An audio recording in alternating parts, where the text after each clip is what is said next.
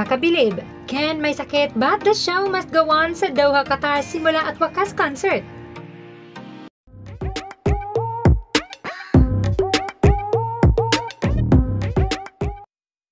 Sa Rome, Italy pa lamang ay may sakit na si Ken at pati dito sa Doha concert nila. You can hear it in his voice sa pagsasalita maging sa pagkanta.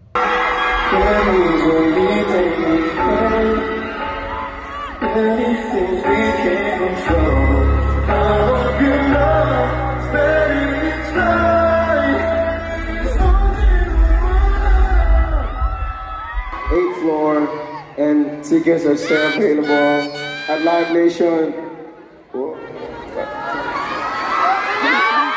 .co.th. So shout out for coming. And the show must go on. Kitang-kita pa sa videong ito ang mga staff na naka-ready backstage para alalayan si Ken.